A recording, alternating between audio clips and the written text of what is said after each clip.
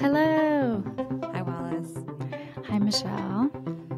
And how welcome. are you living? I'm living well. It's cooling off in LA. Feels we're both in fall gear. Oh, yeah. As soon as I could put a hoodie on, even when it was still too hot, I did. I had to turn the AC on to wear this sweater. Well, we're now in the time of year in LA where there's a 20-degree difference from the moment you wake up to midday. Yeah, it's true. Yeah, but it's fall, y'all. We're How continuing. Are you doing?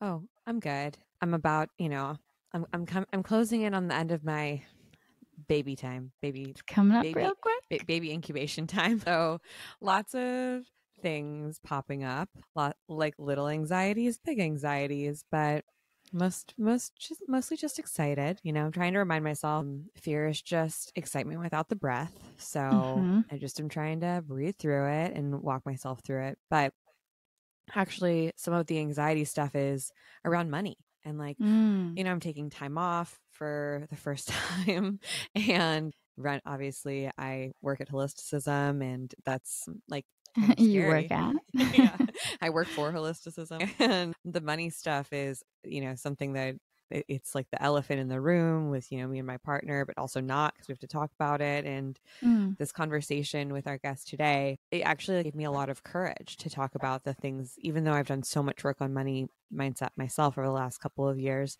there are still things that I need help with, or, that I struggle with. And I think today's guest is such a good example of you can be an expert. You can write books, literal books that people publish and pay you for on money, and still have stuff to work on when it comes to your relationship to it, your mindset, and your overcoming your trauma. Well, especially because there's always different types of money issues or things to work through, like you guys talking about finances as it relates to bringing a new human into the world. And for me, I talk about this a little bit in this episode, moving in with a new partner and talking about money before we move in, and just what's come up there and how to prioritize that. And to your point, I think Alyssa, our lovely guest from Mixed Up Money, or at Mixed Up Money, does a great job at being very transparent about how she attempts to show up in a very transparent way. I just said that twice, but it's true. She's so transparent. She was transparent twice. Yeah. Because she really emphasizes that she doesn't always have it all together, and talks about the pressure of being a certain type of creator and showing up and having to look as though you make a certain amount of money, or talk about making a certain amount of money, especially when you're in the realm of content creation that has to do with personal finance. So she does a really wonderful job at speaking to the intricacies that come with that. I was just thinking about how when you feel like you've got your feet underneath you when it comes to money or security, often you're thrown for a loop. For example, you finally get your feet underneath you in your business, and then you start making more money. And then it's like, wow, now I have more to manage. Or you hire more people, or you cohabitate and you start sharing finances, or maybe your job changes or your partner's job changes. And it just, I don't know. I think it's really comforting to know that you don't just arrive with I'm healed, I'm ready to go, now I'm good with all the things that come to finances. It's just it's a constant process. It's really an evolution of tweaking as you go. So I think this conversation really speaks to that. Yeah, we should just get into it. Let's do it. Without further ado, here's Alyssa. We were just applauding your how did you share all of your money stuff? Because that's actually one of our first questions normally when we have someone on, is we ask them to answer one of these two questions: how many friends do you have, or how much money do you make? And pretty much everyone wants to answer how many friends they have. A surprising amount has opened up to us where we didn't expect it. Yeah. But not everyone. I mean, if someone asked me that on a podcast, I'd be like, what? Yeah, I tried to be anonymous because it felt really scary, but that lasted about a week.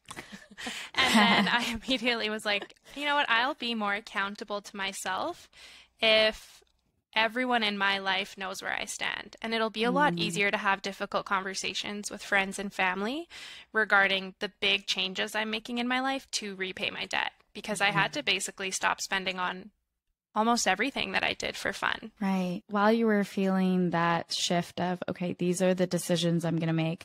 I'm going to not only make content with it and bring in my community and my family.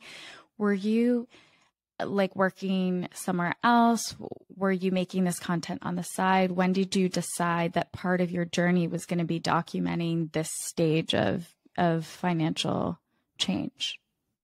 So I was working at the time, ironically, at a debt consolidation organization. What? I love this. This is such a good piece of the puzzle. It's very the cobbler's children have no shoes. Yes. Yeah, I actually was working in marketing and communications at that company. Okay. But that was when I first had an inside look into what my life would look like if I didn't start doing something about my money. Right. Wow. I had to sit in on sessions with a lot of the clients, and those clients would often tell their entire financial situation. They had to disclose that, of course, but then they would talk a lot about how it was impacting their everyday life. And it was really hard to listen to, not because of the stories they were telling in the sense that it was sad that they were struggling financially, but because I could relate way more than I wanted to, because I didn't think it was getting that bleak for me. What was the turning point for you when you were having those discussions where was there like one story or one moment where you were like, okay, things need to shift? Yeah, it was probably had a lot to do with the fact that at the time when I was working there, I was going through a lot of life changes. Like prior to this new position that I was working in, I had gone back to school because I was unhappy in a career that I had done previously. And because I wasn't doing well financially, it seemed like a good opportunity to kind of escape. Like when you're a student, you don't have to worry about those things because it's okay for you to be in debt. It's okay for you to be struggling because you know, what early 20-year-old isn't struggling financially? Like most of us are barely making ends meet. So I felt more at ease there because there was less pressure than working full-time 9-to-5 job when you're supposed to start suddenly tackling all of these traditional milestones that people throw at you. And I think this was the first time that I realized I had to actually transition back into that. That was kind of the next step in my life, whether I wanted it to be or not. That's so interesting. I always wanted to go to, I love school. Like I love school. Me too. And I love learning. Okay, great. We're kindred spirits. I have thought about going back to school so many times, but the idea, I started working when I was, pretty young. The idea of not having an income gives me so much anxiety, and in being in debt. And I would look at my friends who are going back to grad school and be so jealous of them of like, how do you not have just this pressing anxiety on you at all times that you have debt, that you have lots of debt that you're going to have to repay. I was like jealous, Yeah. I wished that I could like be in that position that you were in. So it's so interesting for me to hear that you're like, yeah, I don't know if that was, good or not, but that was what happened. It's like both of us had our own money trauma in a way, right? And are addressing it or not in different ways. Yeah. Well, yeah. And most of my friends that are also in the finance community, when we talk about like our upbringing and where we're at now, so many of them are like, there's no way you grew up in a stable household. Like the way you view money and do you think that's true? Scarcity.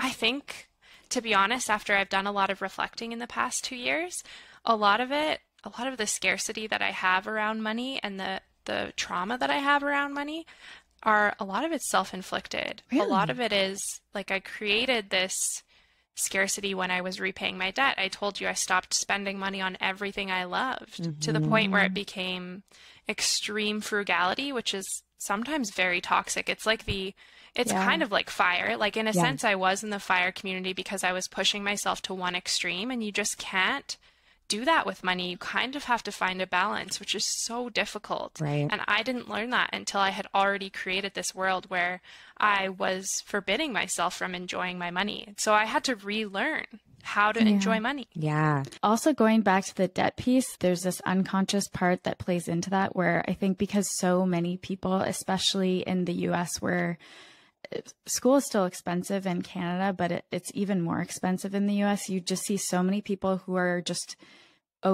have to be okay with having a certain amount of debt because that's the only way they can get post-secondary education.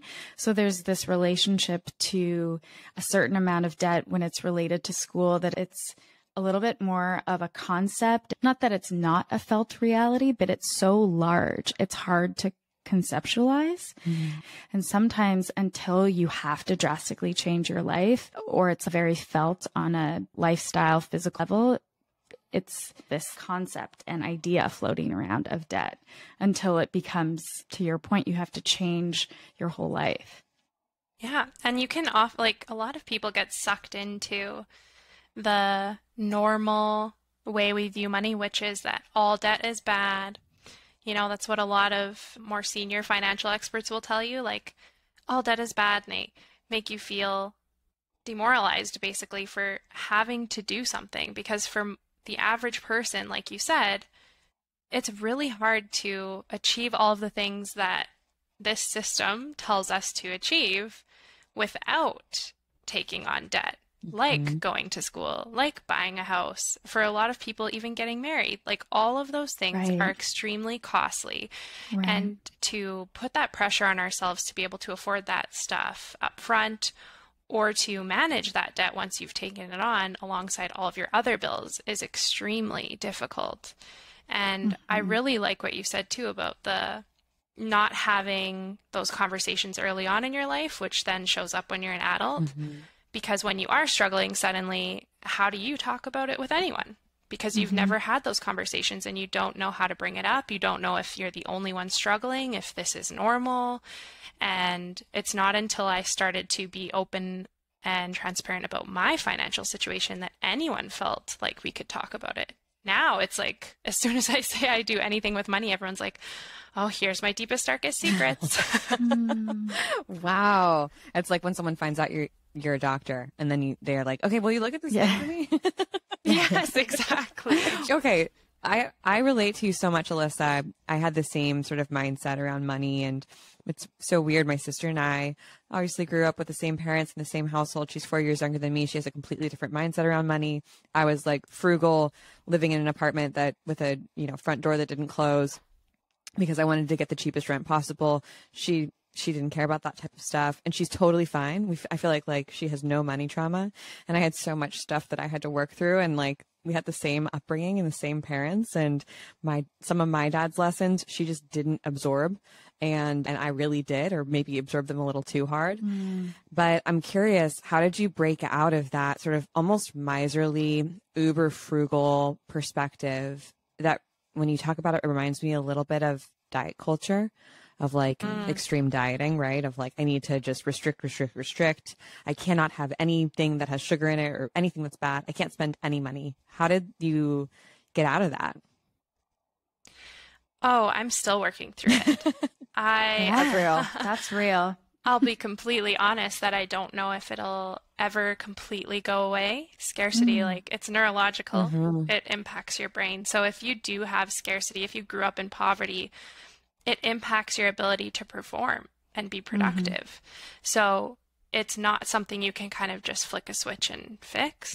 Yeah. But I will say that I do a lot of things now that might sound silly to other people, but I have to do them to give myself permission when it comes to my money. So one thing I do is I love spreadsheets. So I have a spreadsheet that's just all of the things that I really want to buy.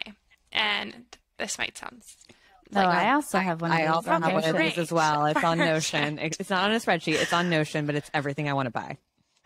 Oh my gosh, actually amazing. prevents me from buying most of it. Same. Yeah. I'm just like, oh, it's taken care of. It's on the list, and then I forget about it. Well, that's why I started doing it. So I started putting down the item, the link to the item, how much it costs, and then what day I started thinking about it. And then I give myself 3 months, and I go back to the spreadsheet and look at it. And if I've still been thinking about it for that entire period, then I'm going to give myself permission to purchase it. Most of the time, these items are more expensive, like over $500, I feel like is kind of my limit, but everyone's will be different. Yeah. And that spreadsheet has kind of transformed my ability to spend on things that I typically would shy away from. So that's one thing I do. But the second thing I do is I compartmentalize all of my money goals. That includes my savings and my spending. So I have a lot of sinking funds. So for instance, I've already saved all of the money I'll need to buy Christmas presents and all of the event stuff that I'll need for December. Wow. And then I don't have to worry about it. I'm like, yep, this is allocated money. I have assigned it to a project or a goal. So I'm free to spend all of the money in that account. Do you open up separate bank accounts and like give them a title, or do you do that like on an app like Digit or something? I have, separate high interest savings accounts for all of them. And then for some, like my emergency fund, I actually go as far as keeping those in a separate bank so that I can't see them. Out of sight, out of mind. That's what I do that too. money is strictly for emergency. It's like invisible money. Yeah. I'm like barely know the password. Yeah. I'm like, I don't want to know. Mine are in CDs, so I actually can't even take them out until, a certain amount of time. So yeah, basically everything that I do with my money is actually fueled by emotion. I catch a lot of flack because most of the financial content that I do talk about and share is mostly geared towards your relationship with money rather than the analytical side of money. So like, yes, this may be the correct way to do things if you're looking to save money or reduce the amount of interest you're paying. But if the other option is reducing a burden and stress, then that is what I personally would do because it's going to clear up that brain space for me to accomplish the next goal. Whereas if I'm worrying all the time about this one really emotional source of debt or stress, then I'm probably going to take longer to accomplish my goals. I love all these different frameworks, knowing yourself and setting up a system that will work for you based on your actual habits over a long period of time and not in this wishful thinking, aspirational, I should be like this. Yeah, I always talk about the aspirational versus inspirational. Like, is this going to move the needle in who I really want to be, or is this just something that I hope to be? And being able to decipher that when you make financial decisions is so important. So it's really cool that you brought that up. Yeah. One of the ones that I keep thinking about is I'm always trying to buy things that will heal a problem that could be healed by doing like basic everyday things. But I'm always like, I'm so tired. I should just buy a new espresso machine instead of finding a way to get the appropriate amount of sleep. That will heal all of my problems. So that's kind of the example that I use, but the same goes for, I wanted to start a bullet journal. And then I'm like, do I really want to start a bullet journal? Or do I just keep seeing Instagram reels and TikToks showing me people working through their bullet journals? And I'm like, that looks amazing.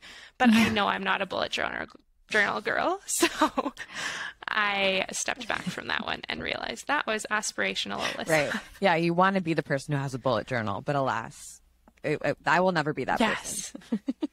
Never. No. I will never be a meal prep person. Nope. That's just not my vibe. I respect it. I wish I could be, but I just won't be. There are weeks when I'm that person. Yeah. But for life. Not every week. Exactly. Yeah.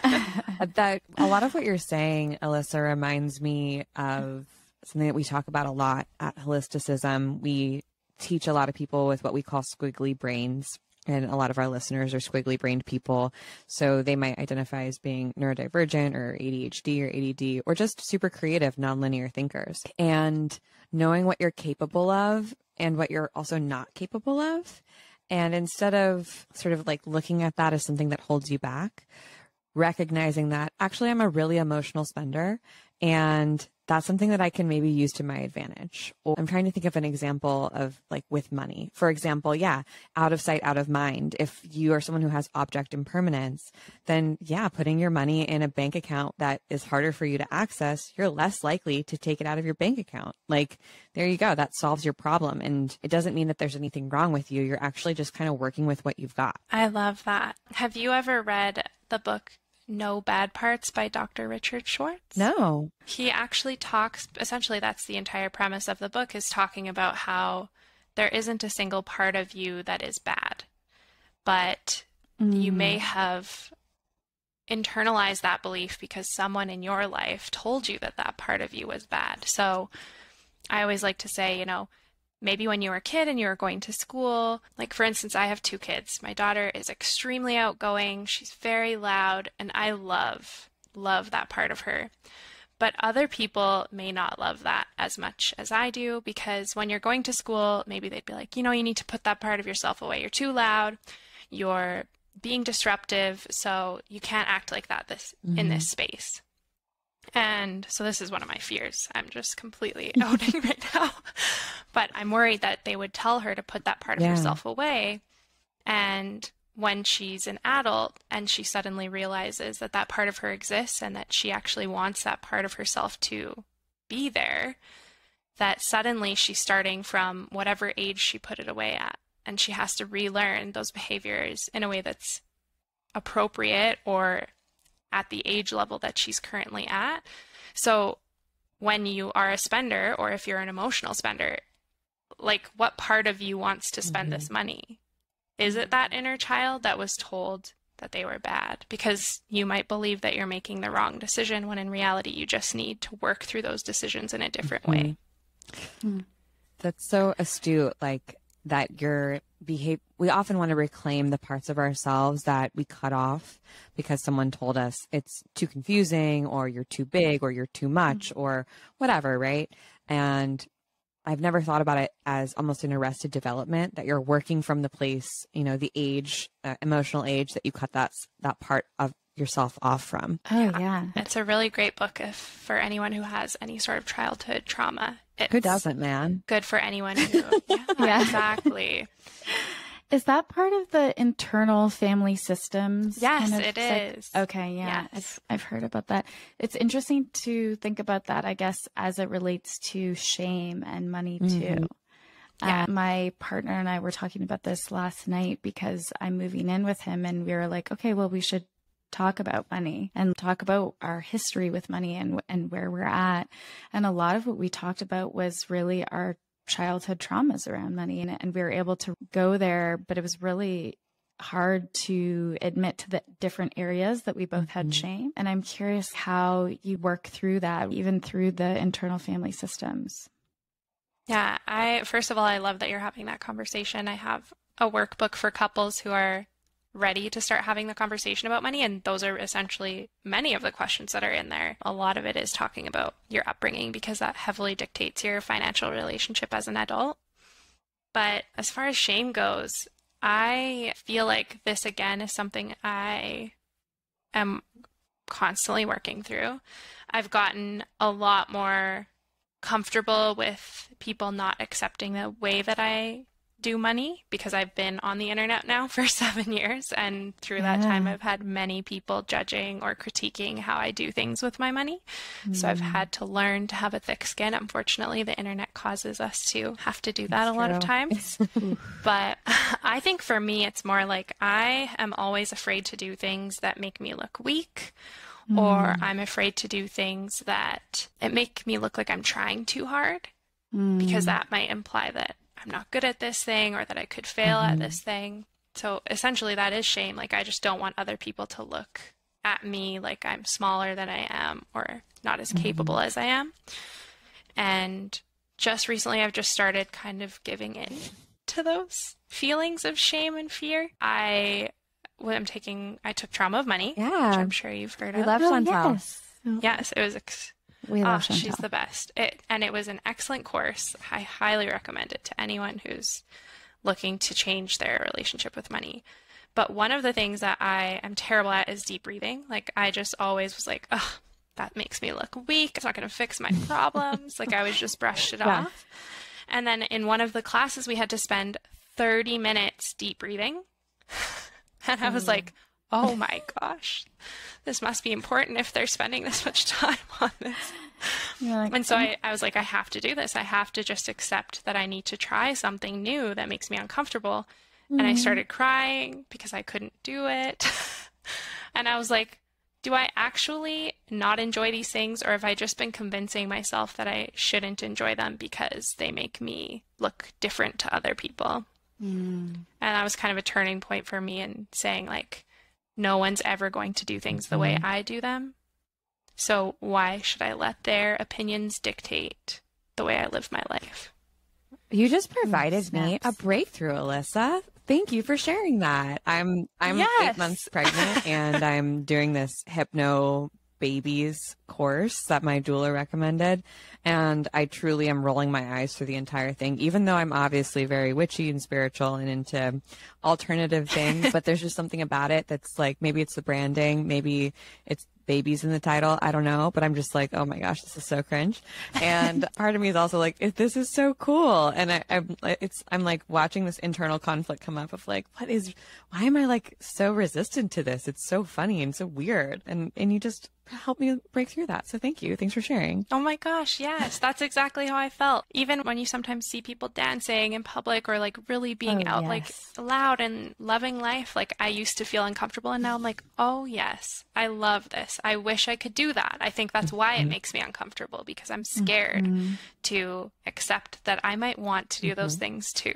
And not only being online as a creator, period, but then working with money and adding on your own methods and your own perspectives and new ways of doing things. I can only imagine how difficult that is to constantly be checking in with yourself and trying to sift through all of the different reactions that you get projected on you, essentially. Yeah, I have had to set some really firm boundaries when it comes to being a creator online, because even last week, like I posted one video sharing my opinions on bank accounts in relationships. So how you should manage your money with a partner and why it's important that you keep some of your money separate to protect both yourself and your partner.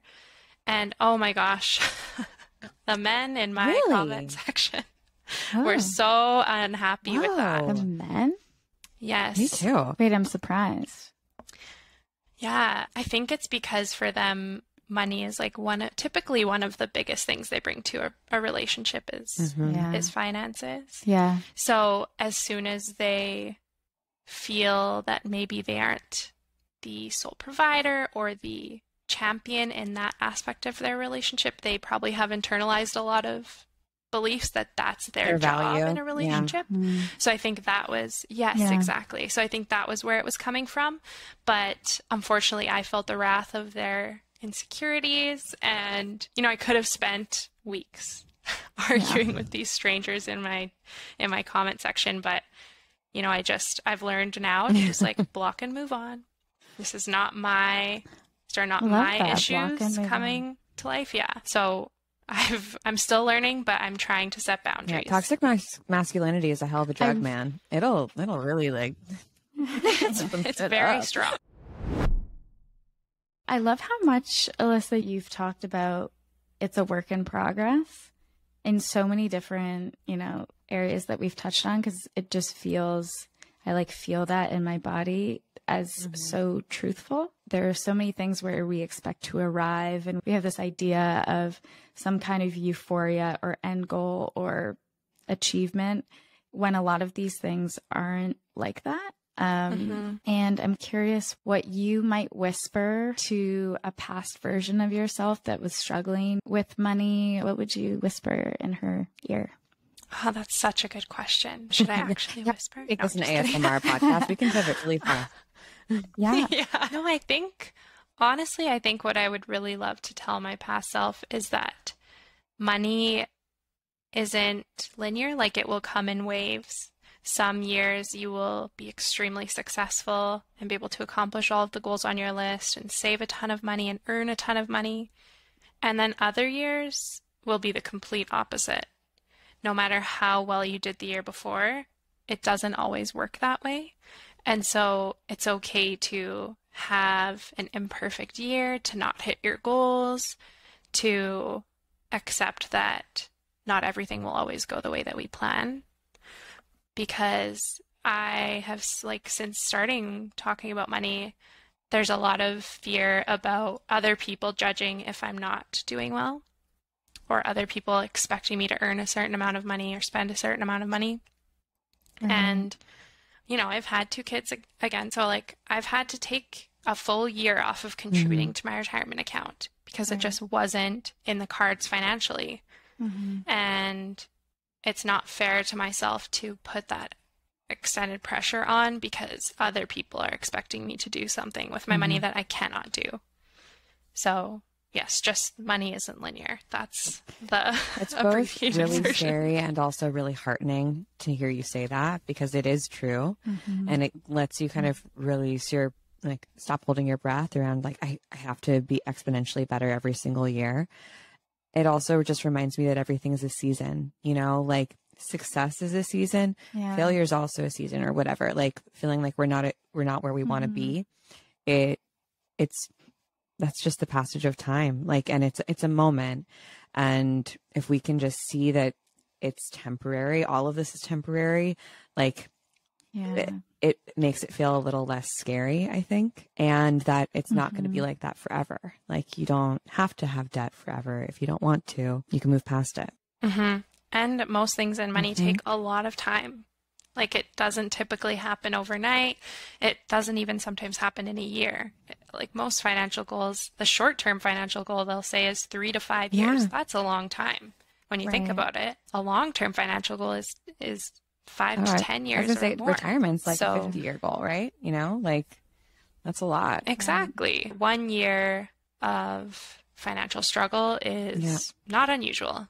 And it's probably going to be more than 1 year, and it might be random, or it might be 3 years in a row. Like, we just take what we can get. I feel doused in like truth. I know. You just said so many good things. I love how everything that you're saying is really connected also to like emotional human experiences, like relationships. You know, the same things happen in I talk with my therapist about this a lot with my partner. Like, there are some years where I'm going to be leaning on him way more than he leans on me, and vice versa. And it might be for a couple of years at a time that I really need his help, and I can't contribute as much, or he can, or whatever. And hopefully over the span of our very long marriage and our very long lives, you know, it all comes out in the wash. But it can feel hard when you're sort of, your nose is pressed up against the glass of like, well, this is right now. It feels like so, I don't know, like it feels so permanent, even though it's not. Yeah. Yeah. And also in relationships, like, so many of us feel this immense amount of pressure to contribute financially, but I have to remind everyone that that's not the only way to contribute to a relationship. There are so many other ways. Some of them might not be paid, but they still matter, and they still oftentimes help the other person be successful in their financial goals. So regardless of who's providing what in a relationship, you're each of you is providing something valid. It just might not be finances. I'm really funny. Exactly. And that's what I bring to the table. Honestly, that's all you need to bring to the table. That's a requirement. That's a gift. That is a gift. And to that point, also, like, gender pay gap, so real. And reframing the idea of labor too, and reinforcing. Michelle and I have kind of like joked about this, but are also trying to say maternity work instead of maternity leave, because she's about to go and do a really difficult job that she's never done before. Alyssa, you as a mom know this, and it's just something that's so valuable to keep reinforcing, that there are these other forms of work and labor and contributions that society doesn't deem worthy. Exactly. Yeah. And I just, like, I'll be the first to say I was completely unprepared for parental leave and being a mom. I struggled a lot, and it's not that easy when society constantly tells you that, like, you'll just have that maternal instinct and you'll figure it out. And I was like, no, actually, I'm not figuring it out, and I'm not happy, and I'm really uncomfortable. And the first time with my daughter, I really just was too afraid to say that out loud. And this time I had my son, and I took 4 months of maternity leave, and my husband has since been on parental leave. So he's on this is his last month of parental leave, and he loved it and he thrived. And we were like, let's just do this. It might not be the normal way, but it works for us, and it felt really good, and it still feels good today. Yeah, I have gone back and forth on it. It's a whole other podcast I'm sure we could have a conversation about. But at one point I was like, wouldn't it be so cool if I had a year of maternity leave? Like, if I could save enough money and get the business in the place where I could leave for a year and it would all be good.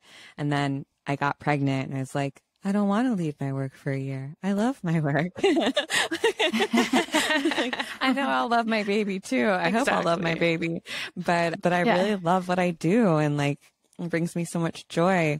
I don't know if I want to be away for that long. So kind of like a lot of what you've said, just trying to tap into like, well, how am I feeling right now in this moment? Knowing things will change, knowing that this is just a season and that I can change my mind, and like trying to prepare for that, you know? Yes, exactly. We love to get into people's organizational strategies and frameworks and tools and things that help them do what they do. And as somebody who's a parent, a content creator, and also managing your finances in maybe new and alternative ways, what are some of the organizational habits that keep you on that path, feeling like a sane person some of the time? Yeah, I was like, I don't know if I do. Yeah. There is a lot that goes into keeping everything straight in my life. I've already said that I love spreadsheets. So I essentially have a spreadsheet for everything, every project that I have on the go. I have come to learn that I'm not actually great with apps or anything digital. So are other you using than Google spreadsheets. Sheets? Wow. Is that okay, great. Yes. Love a Google Sheets moment. So, right? Yeah, absolutely. An upgrade from Excel. 100%.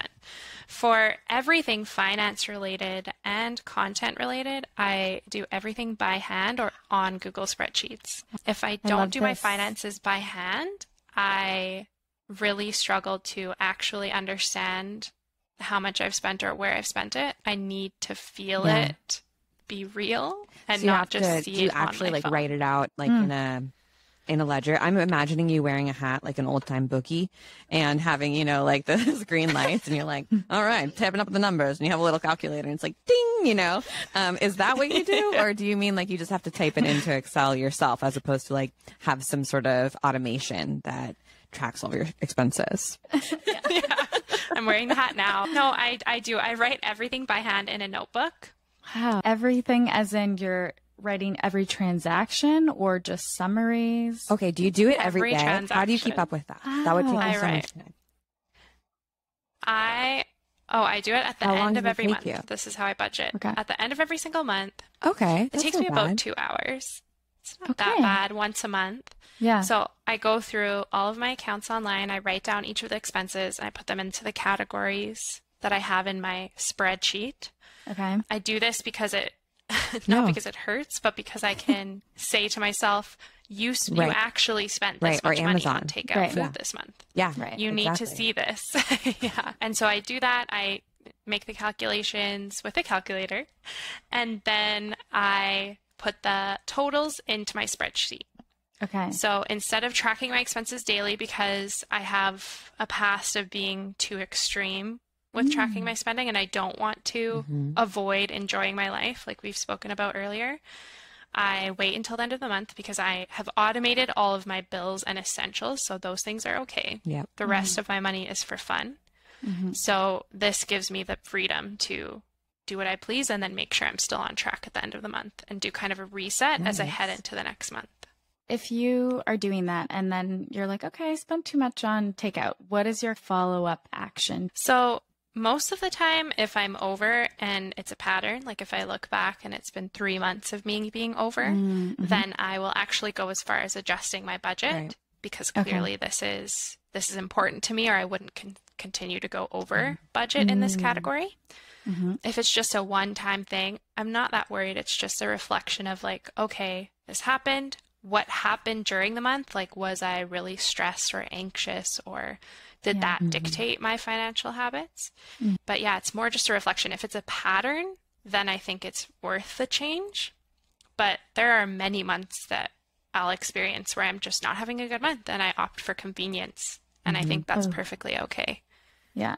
Convenience is a big factor, and doing things last minute. I feel like when you're feeling unorganized or stressed or overwhelmed, personally, I feel like last minute expenses sometimes just like get you, and you're like, wait, what? Yeah. And I always have money going into my emergency fund. So it's typically overfunded.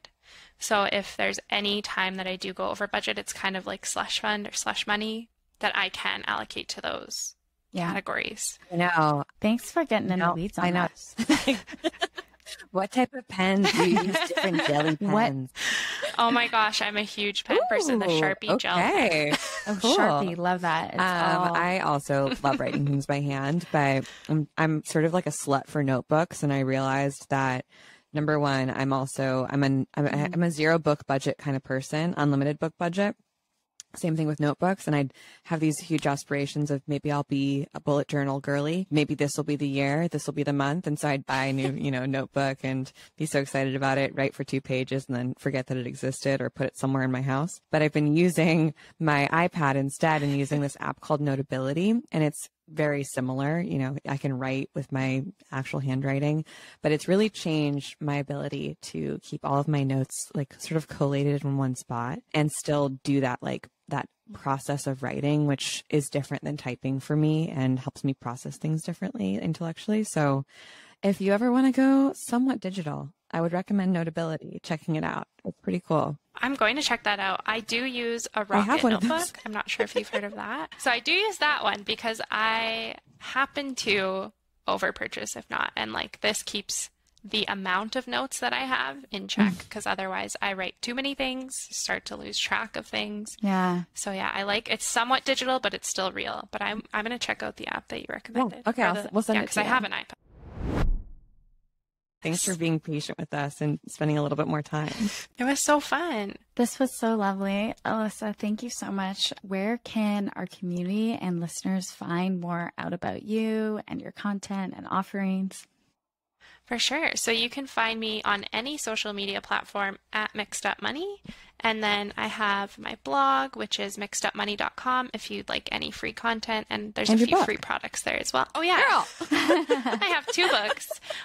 You have. My first book is called The 100-Day Financial Goal Journal. So if you like to write by hand, it's a good way to get to know your financial habits and behaviors. And my second book is Financial First Aid. And you can purchase both of those at any major book retailer. Amazing. Thank you again, Alyssa. Thanks so much. Bye. Bye.